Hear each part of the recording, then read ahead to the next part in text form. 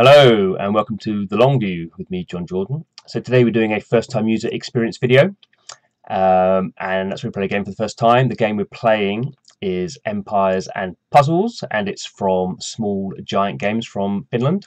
So as we can see, we've gone straight into the game. That's really good. There's no messing around with push notifications or downloads or anything or logging in. So we're straight into the basic tutorial and we can see the game is or one element of it, the gameplay is match 3.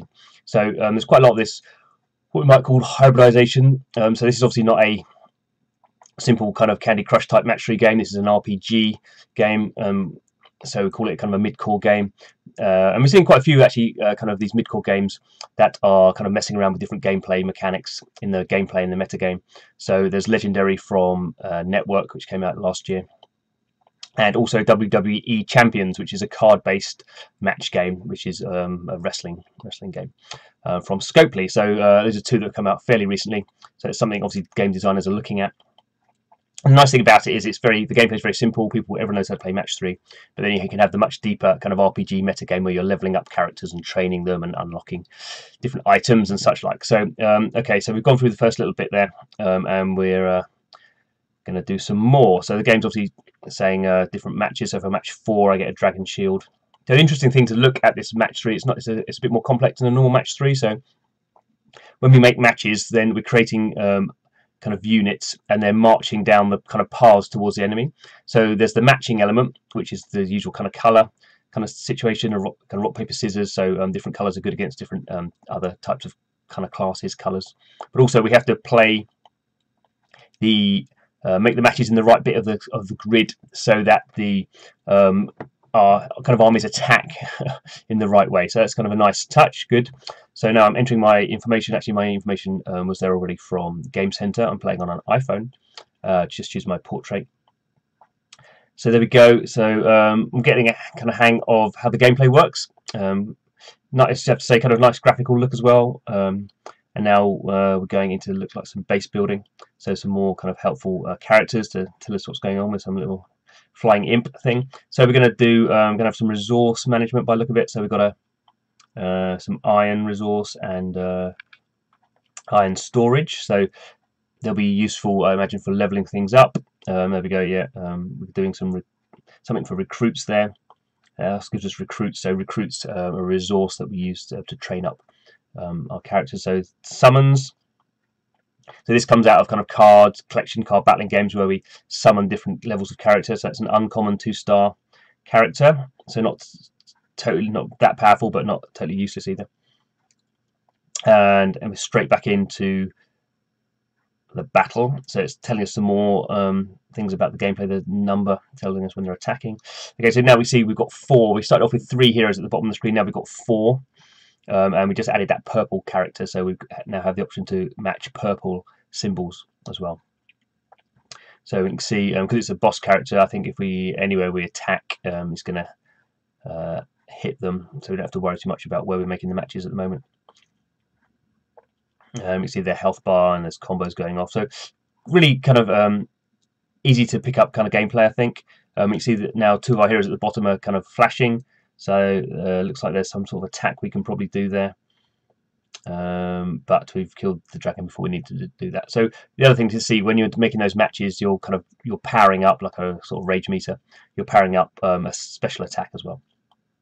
So back to the summon gate. We've got an epic summons this time. So we're going to get a higher level character, I hope. Who we got? Yeah, look at that. We've got 3-star. So this is very typical from card collection games now. You're pretty much using every type of game where you have different rarities of characters you can summon in different ways, normally using different currencies. And the simplest, the lowest level summons just use normally the soft currency. The higher level summons, which give you the best characters, the normally 5-star characters, they will require hard currency, which you normally get some in the game, but typically you get that from spending money. So that's how they monetize. So we see now we've got 5 characters at the bottom of the screen. So we've added that yellow Bane character. So we've now got yellow symbols. So we're matching them all up. We're doing that big combo, and the enemies are dead. So we've got these special skills we were talking about before. So we're launching all those up, get rid of the minions. Now it's just King Rat to take care of. So we're launching our attacks. We've got some gems there to use. So those gems, once they're triggering all the gems of all the kind of colours, all the stones of that colour basically become attacks. So you don't have to match anything. So upgrading our strongholds, so typical, a bit like a game of war, a kind of light version of Game of War, where we kind of have this base building, but pretty simple. So now we actually can see at the top of the screen on the left, there's that the color balance. So blue is good against red, red is good against green, and green is good against blue, and yellow and purple are good against each other. So there's a bit more tactics that can be played there. So it's not just where we're making matches on the screen to where the enemy are. It's also what colour the enemy are and what matches we maybe want to make at this early stage of the game. That probably doesn't matter too much because it's the tutorial still effectively. So we're just learning how the game works. So we're going to win things fairly easily, I would imagine. But it just shows that there's quite, I think, a decent amount of gameplay thought that's gone into this. It's not just a simple match 3. There's some of these deeper elements that you would get from RPGs or squad-based RPGs, and also this lane business is quite nice as well, I think. So there we go. That seems to be the match. So the gameplay, I think, is better than you expect from match 3, and the meta game is not as heavy maybe as you'd expect from a real hardcore RPG. But there are these leveling up elements. So quite a good balance, I think. Quite enjoying the game so far. So you can see here we're going to take out. You've got those guys ready for their special powers. We haven't got any enemy to attack, so that's making things easy for us. Now we can see what we've got. We've got some crafting materials. So there's a crafting element. Going to training camp, how we can train our heroes. So take a bit of time to train, but we can do it for free at the moment. So there we go. So that is Empires and Puzzles. Yeah, pretty good. Certainly playing a lot more of that. So thanks for watching the long view.